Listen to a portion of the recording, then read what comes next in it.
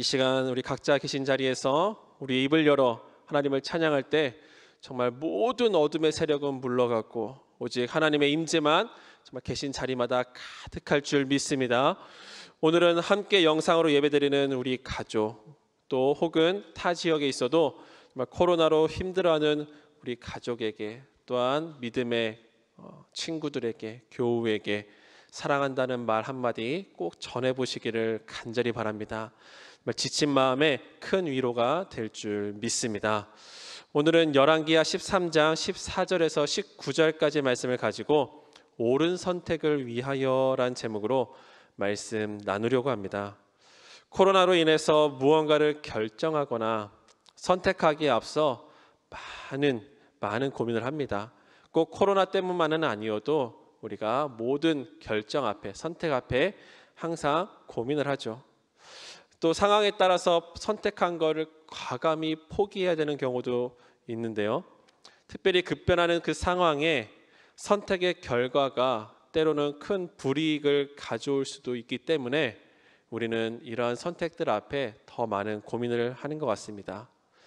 꼭 이익의 문제가 아니더라도 남에게 피해를 준다든지 좋지 않은 방향으로 이어질 수 있기에 그만큼 우리는 선택에 앞서 신중합니다. 미국의 50대 남성이 지인의 바베큐 파티에 참석했습니다. 그동안 코로나 때문에 다니지도 못하고 정말 마음껏 할 수 없었던 잔뜩 움츠려 지냈는데 이제 그 봉쇄령이 잠시 풀리고 너무나 좋은 겁니다. 그 해방감에 마스크 따위는 집어 던지고 먹고 마셨습니다. 신나게 즐겼죠.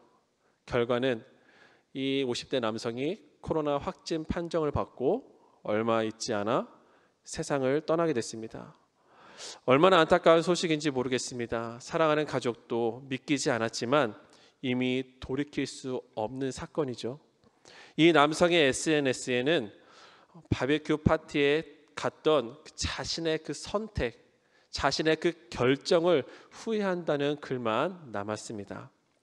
또 다른 지역에서는 이러한 일이 있었습니다. 첫 감염자에게는 상금을 준다는 그러한 파티, 코로나 파티를 열었는데요. 30대 남자가 여기에 참석했다가 확진 후 또 사망을 했습니다. 그 또한 후회의 글을 남겼습니다. 과연 이 둘은 어떠한 선택을 했습니까?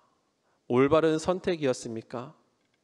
사랑하는 우리 성도님들, 최근 어떠한 고민을 하고 어떠한 선택을 하셨습니까? 쉽게 선택하는 것도 있지만 많은 문제가, 많은 일들이 쉽게 해결되지는 않습니다. 그렇기에 선택 앞에 더 고민하죠. 혹은 선택한 결과에 따라 후회할까? 정말 이것이 맞는 걸까? 내가 잘하는 걸까? 그런 두려운 마음에 망설이는 경우도 덜어 있습니다. 혹시 무엇 때문에 우리 성도님들은 이 선택을 망설이고 계십니까? 어떠한 선택에 후회하고 계신가요? 본문은 열왕기서의 일부입니다. 열왕기서가 역사서인 것은 다 알고 계시지 않습니까? 여러 번 말씀드렸습니다. 세상의 그 흔한 역사책과는 다르게 믿는 사람에게 중요한 그 기준으로 기록한 책이죠. 하나님과의 관계가 나라의 흥망성쇠의 기준이 됨을 알려주고 있습니다. 너무나 단순한 논리지만 간과할 수가 없어요. 오늘을 사는 우리에게도 아주 중요한 문제입니다. 그래서 본문은 요아스에 대한 기록인데요. 그냥 요아스라고 하면은 자칫 혼란을 가져올 수 있습니다. 둘 다 의미가 있어 더 그렇죠. 심지어 통치 기간도 비슷합니다. 각각 열왕기하 12장과 13장에 기록되어 있습니다. 먼저 남유다의 종교개혁을 일으켰던 요아스를 말씀드리자면 BC 830년쯤부터 한 40여 년간 통치했습니다. 우리 열왕기하 12장 1절과 2절 말씀을 한번 같이 읽어보겠습니다. 예후의 제7년에 요아스가 왕이 되어 예루살렘에서 40년간 통치하니라. 그의 어머니의 이름은 시비아라, 브엘세바 사람이더라. 요아스는 제사장 여호야다가 그를 교훈하는 모든 날 동안에는 여호와 보시기에 정직히 행하였으되. 아멘. 선지자였던 여호야다 생전에는 선한 왕이었습니다. 남유다에 만연했던 바울을 몰아냈고요, 성전 보수를 진행했습니다. 물론 여호야다의 죽음 후에는 우상 숭배에 빠져서 하나님의 마음을 아프게 했지만 여호와 보시기에 정직하게 행했다라고 평가받는 왕이 첫 번째 요아스, 열왕기하 12장에 나오는 요아스고요. 반면 본문의 요아스는 조금 다릅니다. BC 800년쯤부터 16년간 북이스라엘의 12대 왕으로 나라를 통치했죠. 성경에서는 앞에 요아스와 3년간 통치 기간이 겹치는 것을 볼 수가 있는데요. 우리 열왕기하 13장 10절과 11절 말씀을 한번 같이 읽어보겠습니다. 유다의 왕 요아스의 제37년에 여호아스의 아들 요아스가 사마리아에서 이스라엘 왕이 되어 16년간 다스리며 여호와께서 보시기에 악을 행하여 이스라엘에게 범죄하게 한 느밧의 아들 여로보암의 모든 죄에서 떠나지 아니하고 그 가운데 행하였더라. 아멘. 이 요아스에 대해서, 본문의 요아스에 대해서는 크게 세 가지로 정리해 볼 수 있겠습니다. 첫째로 여호와께서 보시기에 악을 행한 왕이었습니다.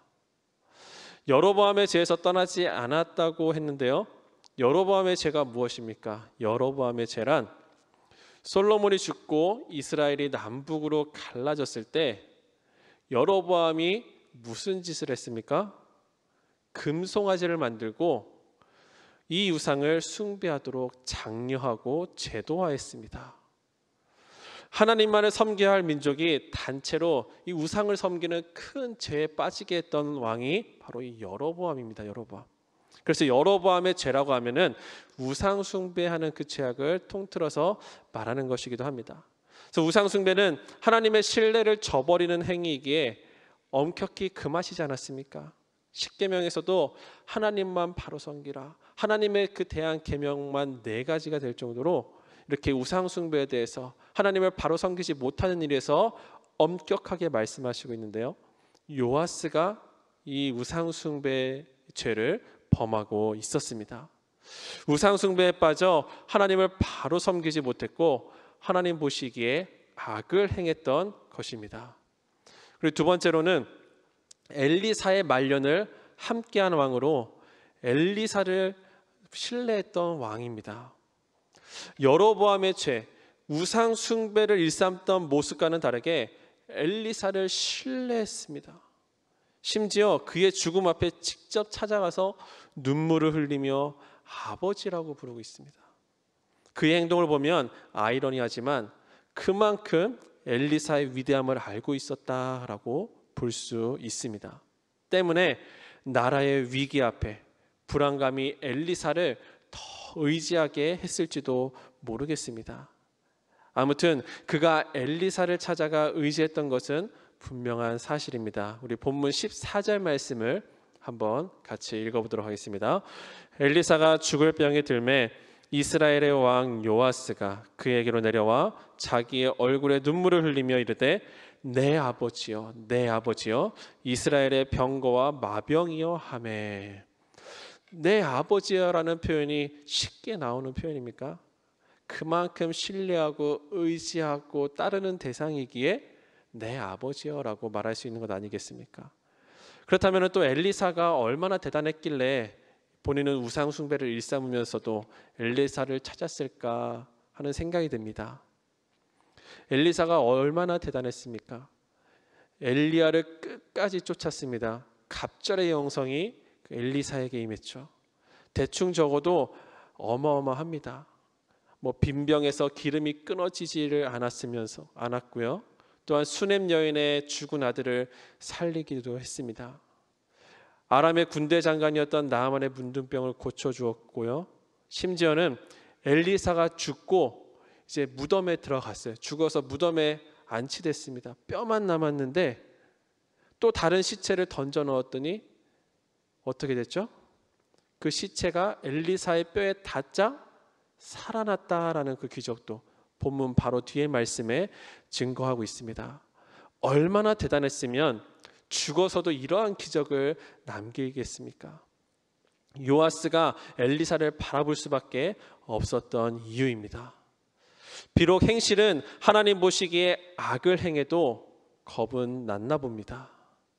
그리고 세 번째로 당시 북이스라엘은 아람과 분쟁 중이었다라는 사실입니다. 우리 본문 17절 말씀을 한번 같이 읽어보도록 하겠습니다. 본문 17절입니다. 이르되 동쪽 창을 요소서 하여 곧 열매 엘리사가 이르되 쏘소서 하는지라 곧 쏘매 엘리사가 이르되 이는 여호와를 위한 구원의 화살 곧 아람에 대한 구원의 화살이니 왕이 아람 사람을 멸절하도록 아벡에서 치리이다 하니라. 아멘. 분쟁이라기보다는 솔직히 늘 괴롭힘을 당하던 입장이었습니다. 하나님을 바로 섬기지 않았던 북이스라엘, 국력뿐 아니라 존재 자체가 위태위태했던 상황이었거든요. 그래서 요아스가 처한 상황입니다. 지금까지 살펴본 이 세 가지가 이 요아스뿐만 아니라 이 본문의 특이점이자 이 본문을 이해하는 데 도움이 되는 내용입니다. 그렇다면 우리가 본문을 좀 더 살펴보면서 우리가 어떻게 옳은 선택을 할 수 있는지, 우리가 이 옳은 선택을 위해서 어떻게 살아야 하는지 말씀을 좀 더 살펴보도록 하겠습니다. 위대한 엘리사를 존경하면서도 신앙은 형편없었던 요아스지 않습니까? 오늘을 사는 우리는 그러한 요아스를 보며 배워야 할 점이 있습니다. 특히 코로나로 매 순간 고민의 연속이지 않습니까? 더더욱 요아스의 이 경험을 우리가 눈여겨보고 우리가 정확히 어떻게 해야 될지, 무엇을 하면 안 되고 무엇을 해야 되는지 우리가 잘 분별해야 되는 것이죠. 우리 본문 14절 말씀을 한번 같이 읽어보도록 하겠습니다. 엘리사가 죽을 병이 들매 이스라엘의 왕 요아스가 그에게로 내려와 자기의 얼굴에 눈물을 흘리며 이르되 내 아버지여 내 아버지여 이스라엘의 병거와 마병이여 하매. 네, 이 상황이 어떤 상황입니까? 죽은 사람도 살리는 엘리사가 오히려 죽을 병에 걸렸습니다. 이는 아무리 능력이 뛰어나도 사람의 생사여탈권은 누구에게 있습니까? 하나님께 있음을 잘 보여주는 대목이죠. 아무튼 이렇게 임종을 앞둔 엘리사 앞에 요아스가 나타납니다. 찾아온 이유 불문하고 진실로 눈물을 흘리며 엘리사를 애도하는데요. 엘리사가 그에게 활과 화살을 가져오게 합니다. 그리고 두 가지 미션을 줍니다.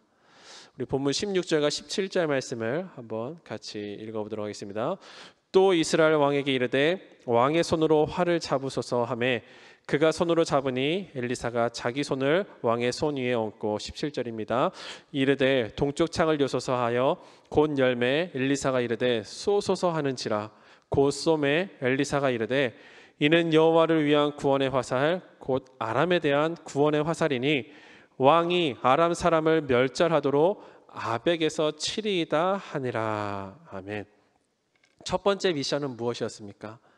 먼저는 동쪽을 향해 활을 쏘게 합니다. 동쪽은 어떠한 방향이냐면은 이스라엘을 괴롭히던 아람이 있던 그 방향으로 이 활은 선전포고와 같으며 또한 아람을 치겠다는 의지를 담은 화살입니다. 게다가 왕이 직접 쏘지 않았습니까?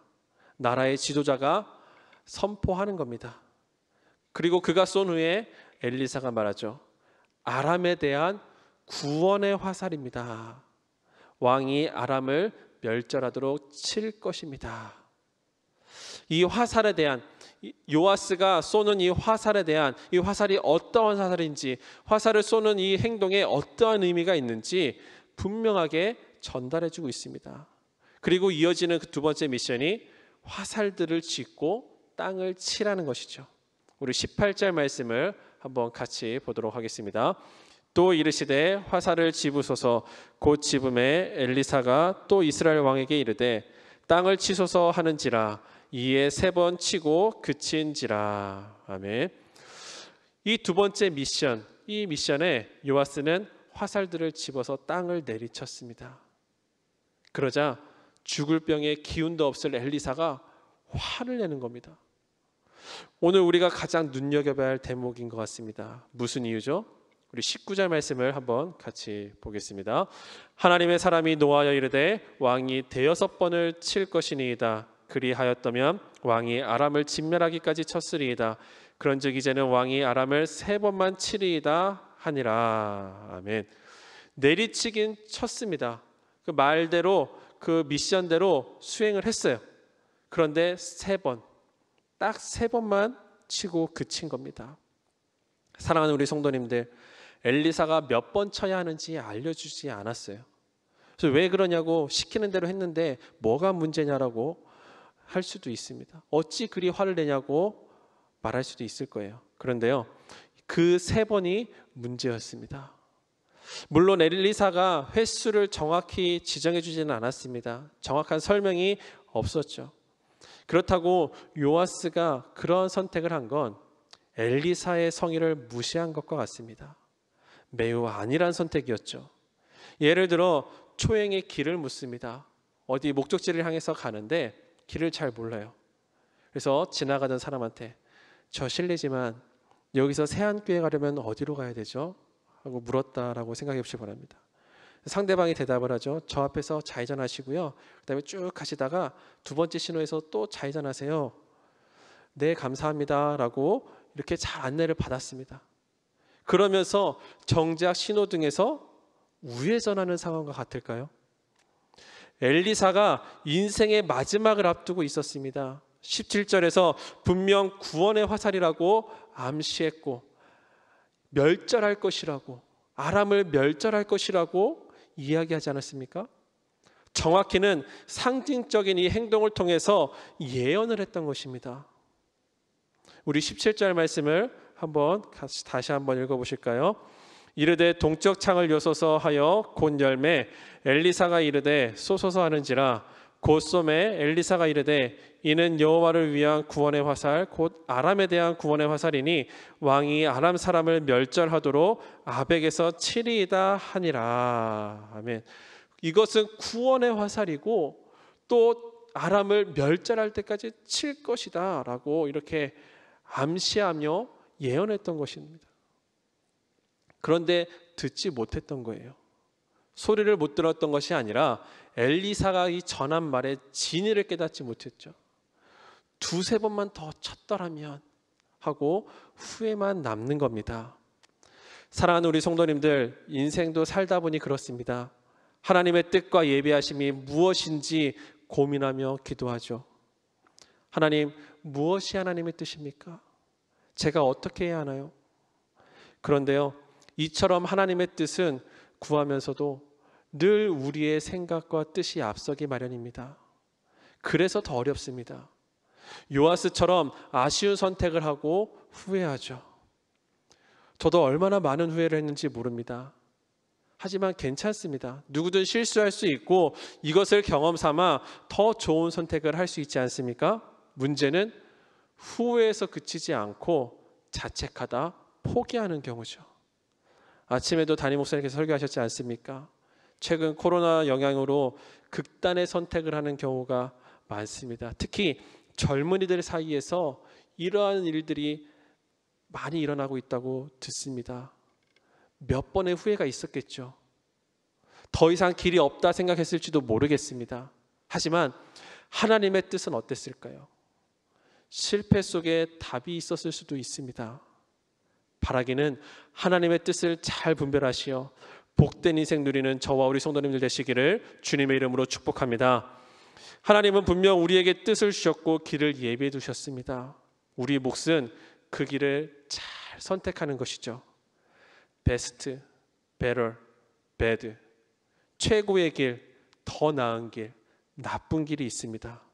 사랑하는 우리 성도님들은 어떠한 길을 선택하시겠습니까? 당연히 베스트, 최고의 길을 선택하시기를 간절히 바랍니다. 쉽지 않지만 불가능도 아니에요. 그렇다면 어떻게 이 베스트 선택을 할 수 있습니까? 이 길을 선택하기 위해 우리가 갖춰야 할 것들이 있는데요. 어떻게 옳은 선택을 위해 할 수 있는지, 우리가 이 옳은 선택을 하기 위해서 갖춰야 할 것들을 한번 본문에서 살펴보도록 하겠습니다. 첫 번째로 우리 대지 한번 같이 따라하겠습니다. 첫째로 신앙의 파트너를 잘 선택해야 합니다. 네, 그렇습니다.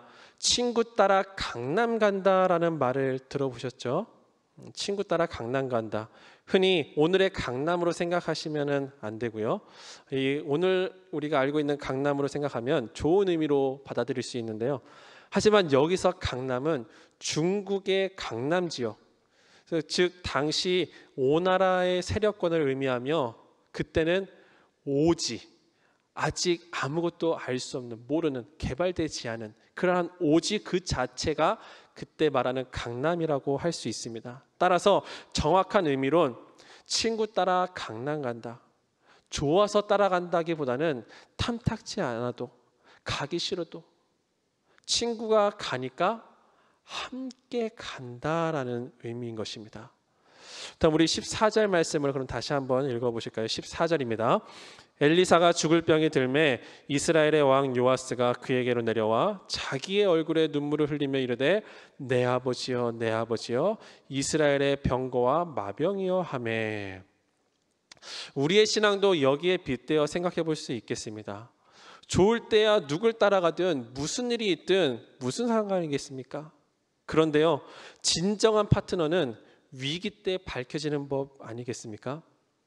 아버지의 재산을 다 탕진하고 돌아왔던 그 아들을 떠올려 보시길 바랍니다. 그가 처음 아버지의 재산을 받았을 때는 주변에 함께한 사람들이 많았어요. 그냥 좋다고 함께 놀고 떠들고 먹고 마시고 그랬습니다. 하지만 이내 모든 걸 소비하고 빈털터리가 됐을 때 누가 남아 있었죠? 한 사람도 없었습니다. 나서서 봉사하고 사랑으로 섬기며 모든 것에 모범이 될 땐 그렇게 따르고 의지하던 사람이 많더니 조금 어려운 일을 만났습니다. 그렇게 많던 동역자가 하나둘 떠나갑니다. 이유도 없이 멀어지죠. 그때만큼 비참할 때가 없는 것 같습니다. 따라서 우리는 누구와 함께 갈지, 기도가 필요할 때 마음 편히 중보할 수 있는, 중보를 요청할 수 있는 사람, 어떤 어려운 마음도 털어놓을 수 있는 사람, 생각만 하면 힘이 나고 의지할 수 있는 사람, 이러한 신앙의 파트너를 잘 두어야 합니다. 모두가 떠나가도 홀로 남아 예수님처럼 눈물을 닦아주시던 그러한 파트너 말입니다. 사랑하는 우리 성도님들은 강남 간다고 할 때 함께 가주는 그러한 신앙의 파트너가 있습니까? 이는 친구일 수도 있고 직장 동료나 평소 친분이 없던 또 관계일 수도 있습니다. 요아스는 신앙생활은 똑바로 하지도 않으면서 믿음의 사람 엘리사를 의지했죠. 덕분에 한 번 이기기도 버거운 그 아람을 세 번이나 이길 수 있었습니다. 물론 결과에 따라 전멸시킬 수도 있었겠지만 아쉬울 따름입니다. 그렇다면 생각해 볼 수 있는 파트너, 여러분들이 생각나는 그 파트너 누가 있습니까? 먼저는 우리 담임 목사님을 비롯한 교회 목회자들, 신앙의 최고의 파트너로 두시기를 바랍니다. 목회자는 하나님께서 보내주신 목자입니다. 우리가 옳은 길로 나아가고 있는지 살피며 지도하고 가르치는 것, 때론 훈계도 할 수 있지 않습니까? 물론 목회자도 실수할 수 있지만 하나님께서 우리를 위해서 보내주시지 않았습니까? 믿고 의지할 때, 기쁨으로 따를 때, 순종할 때 우리의 삶이 절로 옳은 방향으로 나아가게 될 줄 믿습니다. 다음으로는 전도자나, 혹시 내가 누구에게 전도돼서 나온 전도자, 가족 혹은 신앙의 멘토, 평소 존경하는 믿음의 선배들이 될 수 있습니다. 평소 신앙에 큰 도움을 준 사람들입니다. 이는 뭐 더 말씀드리지 않아도 잘 아실 겁니다. 따라서 모든 관계를 소중히 여기며 늘 옳은 길 선택할 수 있는 저와 우리 성도님 되시기를 주님의 이름으로 축복합니다. 그렇다고 사람만 너무 의지해서도 안 되겠죠. 우리가 진정 믿고 의지할 분은 오직 하나님 한 분뿐임을 기억하시기를 바랍니다. 늘 주의해야 될 부분이죠. 두 번째로는 우리 함께 따라 읽겠습니다. 둘째로 영적 파트너의 말에 귀 기울여야 합니다. 우리가 이제 영적 파트너를 정했다면 이제는 그의 말에 귀 기울여야 합니다. 요아스가 실수했던 부분이 무엇입니까? 완전히 전멸할 수 있었지만 3번밖에 이길 수 없었던 이유가 어디에 있습니까? 의지할 믿음의 사람은 있었습니다. 그의 말을 듣기는 했지만 귀 기울여 듣지 못했죠. 18절 말씀을 한번 같이 읽어보도록 하겠습니다. 18절입니다. 또 이르되 화살들을 집으소서. 곧 집음에 엘리사가 또 이스라엘 왕에게 이르되 땅을 치소서 하는지라. 이에 3번 치고 그친지라. 아멘. 예를 들어서 또 누군가가 길을 묻습니다. 쭉 가면 사거리가 나오는데 거기서 우회전하면 까지 했는데 네 알겠어요. 네 하면서 이제 그 말 쭉 가서 이제 우회전을 하는 겁니다. 그런데 가도 목적지는 나오지 아니하고 전혀 엉뚱한 방향으로 가는 것이죠. 좀 전으로 돌아가서 상대방이 하려고 했던 말이 무엇일까요? 거기서 우회전하면 절대 안 되고요. 꼭 좌회전하세요. 우회전하면은 한참 돌아가야 돼요. 결국 쉽게 갈 수 있는 길을 한참 돌아가는 경우가 생기는 것입니다. 상대방의 말에 귀 기울이지 않으면 이러한 실수를 연발하죠. 보통 내 생각이 앞선다든지 닥치는 상황이나 감정에 휘둘릴 때 자주 나타납니다. 지금 요아스는 아람이라는 큰 적을 앞에 두고 민족을 지탱해 준 그 엘리사를 잃는다는 게 큰 두려움으로 다가왔을지도 모르겠습니다. 호기롭게 찾아왔지만 걱정이 앞서 엘리사의 말을 제대로 듣지 못했던 것입니다. 하지만 이 영적 파트너의 말을 귀 기울여 들으면 자다가도 떡이 생기는 줄 믿습니다. 우리 한 성도님의 간증을 들었습니다.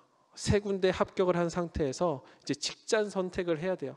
어떠한 직장을 다닐지 선택을 하기 앞두고 목회자에게 상담을 요청했답니다.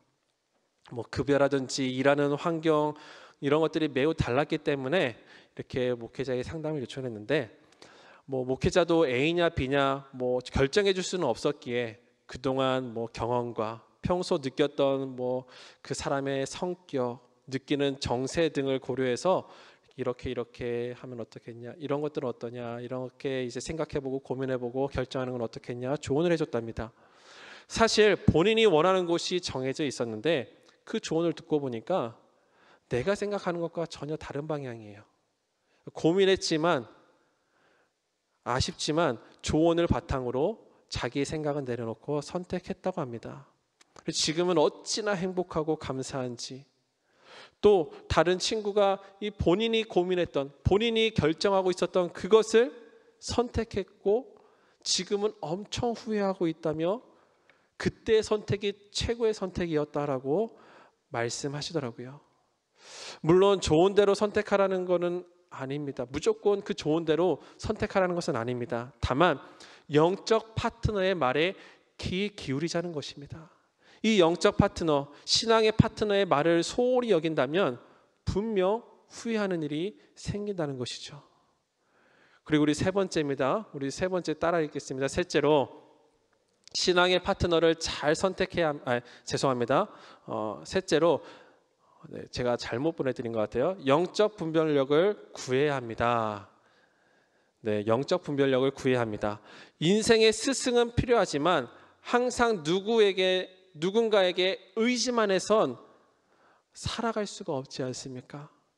학창 시절을 지나 자립하고 언젠가는 스승이 되는 것처럼 스스로 분별하고 선택할 수 있는 영적 분별력이 있어야 합니다. 영적 파트너가 해주는 조언이나 상황 등을 잘 분별할 수 있는 영성입니다. 요아스에게는 없었던 부분이죠. 다시 한번 18절 말씀을 함께 읽어보실까요? 또 이르되 화살들을 집으소서. 곧 집음에 엘리사가 또 이스라엘 왕에게 이르되 땅을 치소서 하는지라. 이에 3번 치고 그친지라. 그리고 잘 들어도 영적으로 분별하지 못하면은 옳은 선택을 하지 못할 수 있습니다. 앞에서 귀 기울여 듣지 못했다는 얘기를 했지만 설령 요아스가 엘리사의 말을 잘 잘 들었다 해도 어떻습니까? 영적 분별력이 없었기에 3번만 치고 그쳤던 것 아니겠습니까? 고로 우리는 모든 일에 영적으로 잘 분별할 수 있도록 하나님께 구해야 합니다. 영적 분별력을 얻기 위해 늘 기도하고 말씀을 가까이 하는 삶을 살아야 합니다.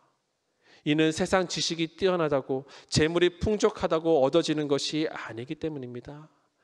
방법은 다양하나 기본이 되는 것은 말씀과 기도입니다. 이 영적 분별력이 어디서 오냐? 말씀과 기도에서 바탕이 되어 비로소 옳은 판단을, 옳은 선택을 할 수 있게 되는 것이죠. 사랑하는 우리 성도님들, 어떠한 선택 앞에 고민하고 계십니까? 2.5단계가 완화된다는 기사에 씁쓸한 댓글을 봤습니다. 아싸, 오늘 12시 땡 하면 한강 가서 밤새도록 술 마셔야지. 댓글의 60, 70%가 이런 식이었죠. 과연 옳은 선택일까요? 요아스와 같이 아쉬운 선택과 후회하는 일 없기를 간절히 바랍니다. 따라서 신앙의 파트너를 잘 선택하시기를 바랍니다. 선택한 영적 파트너의 말에 귀 기울이시기 바랍니다. 나아가 영적 분별력을 가져야죠. 말씀과 기도로 무장하여 하나님이 예비해 놓으신 베스트의 길을 선택하시기를 바랍니다. 지금의 어려움도 성장을 위한 도구가 되며 놀랍도록 채우시는 하나님의 은혜 누리는 저와 우리 성도님들의 삶이 될 줄 믿습니다. 그러한 축복과 은혜를 마음껏 누리시기를 주님의 이름으로 간절히 축복합니다. 이 시간 우리 말씀을 생각하면서